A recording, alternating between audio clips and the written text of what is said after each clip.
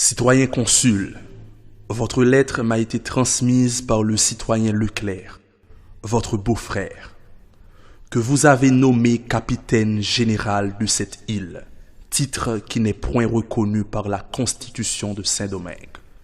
Le même messager a rendu 2 enfants innocents aux embrassements et à la tendresse de leur père.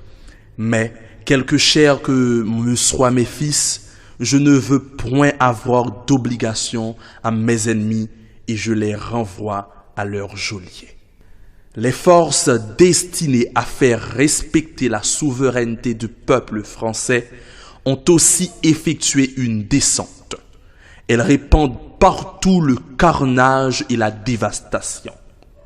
De quel droit veut-on exterminer par le fer et par le feu un peuple grossier mais innocent? Nous avons osé former une constitution adaptée aux circonstances. Elle contient de bonnes choses, comme vous en convenez vous-même. Mais il s'y trouve aussi, dites-vous, des articles contraires à la souveraineté du peuple français. En quoi consiste donc cette souveraineté? Quelle est son étendue? Doit-elle être sans mesure et sans limite? Saint-Domingue, cette colonie qui fait partie intégrante de la République française, aspire, dit-on, à l'indépendance. Pourquoi non? Les États-Unis d'Amérique ont fait comme nous et avec l'assistance du gouvernement français, ils ont réussi à consolider leur liberté. Mais, répondez-vous, il y a des défauts dans votre constitution. Je le sais. Quelle institution humaine en est exempte? Néanmoins, je suis persuadé que le système que vous avez adopté pour votre République ne peut garantir d'une manière plus certaine la liberté individuelle ou politique, la liberté de la presse, ni les droits de l'homme. Le poste élevé que j'occupe n'est pas de mon choix. Des circonstances impérieuses m'y ont placé contre mon gré. Je n'ai pas détruit la Constitution que j'avais juré de maintenir. Je vis cette malheureuse île en proie à la fureur des factieux. Ma réputation, ma couleur me donnèrent quelque influence sur le peuple qui l'habite. Et je fus presque d'une voix unanime appelé à l'autorité.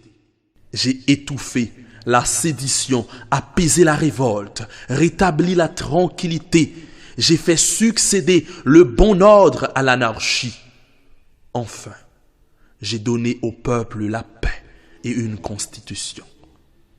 Citoyen consul, vos prétentions sont-elles fondées sur des titres plus légitimes? Si le peuple ne jouit pas ici de toute la liberté qu'on trouve sous d'autres gouvernements, il en faut chercher la cause dans cette manière de vivre, dans son ignorance et dans la barbarie inséparable de l'esclavage. Le gouvernement que j'ai établi pouvait seul convenir à des malheureux à peine affranchis du joug oppresseur. Il laisse en plusieurs endroits prise au despotisme.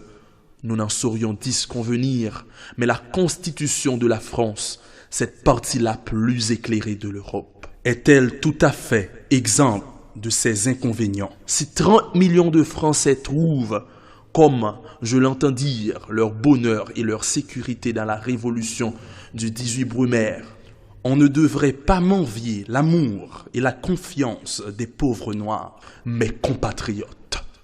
La postérité décidera si nous avons été obéis par affection, par apathie ou par crainte. Vous offrez la liberté aux Noirs en disant que partout où vous avez été, vous l'avez donné à ceux qui ne l'avaient pas. Je n'ai qu'une connaissance imparfaite des événements qui ont eu lieu récemment en Europe, mais les rapports qui me sont parvenus ne s'accordent pas avec cette assertion. La liberté dont on peut jouir en France, en Belgique, en Suisse, ou dans les républiques bataves, liguriennes et cisalpines, ne satisferait jamais le peuple de Saint-Domingue. Nous sommes loin d'ambitionner une pareille indépendance. Vous me demandez si je désire de la considération, des honneurs, des richesses. Oui, sans doute. Je ne veux point les tenir de vous. Ma considération dépend du respect de mes compatriotes, mes honneurs et de leur attachement, ma fortune de leur fidélité. Me parle-t-on de mon agrandissement personnel dans l'espoir de m'engager à trahir la cause que j'ai embrassée? Vous devriez apprendre à juger les autres par vous-même. Si le monarque qui sait avoir des droits au trône sur lequel vous êtes assis vous commandait d'en descendre, que répondriez-vous? La puissance que je possède est aussi légitimement acquise que la vôtre. Et la voix unanime du peuple de Saint-Domingue peut seule me forcer à l'abandonner. Elle n'est point cimentée par le sang. Les hommes cruels dont j'ai arrêté les persécutions ont reconnu ma clémence.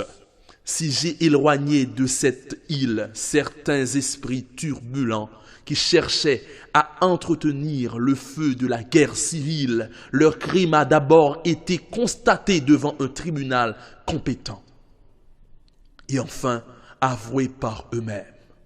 Est-il quelqu'un d'entre eux qui puisse dire avoir été condamné sans être entendu? Cependant, ces mêmes hommes vont revenir encore une fois. Ils vont déchaîner de nouveau les assassins de Cuba pour nous dévorer. Et ils osent prendre le nom de chrétiens.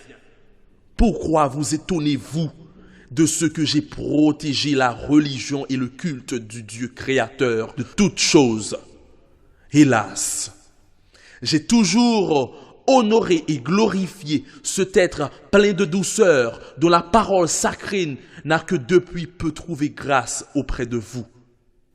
C'est dans son appui que j'ai cherché ma consolation au milieu des périls et jamais je n'ai été trompé dans mes espérances.